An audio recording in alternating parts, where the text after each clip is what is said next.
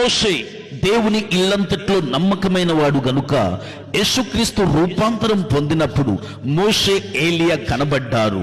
హిజ్కియా దేవుని దృష్టికి అనుకూలంగాను యథార్థంగాను నమ్మకముగాను పనిచేసేవాడు గనుక వర్ధిల్లాడు. బబులోను దేశంలో దానియేలు మీద ఏదైనా ఒక నింద మోపాలని చాలా మంది కనిపెడుతూ ఉండేవారు. కానీ దానియేలు నమ్మకస్తుడై ఏ నేరమైనను ఏ తప్పైనను చేయలేదు గనుక దేవునికి బహుప్రియుడయ్యాడు.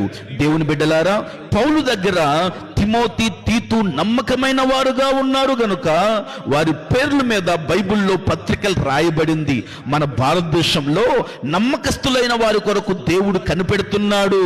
నమ్మకమైన రాయబారి ఔషధం వంటి వాడు, నమ్మకమైన సాక్షి అబద్ధమాడడు. నమ్మకమైన వారికి దీవెనలు మెండుగా కలుగుతుంది. మరణం వరకు నమ్మకంగా ఉండు, దేవుడు నీకు జీవ కిరీటం ఇస్తారు.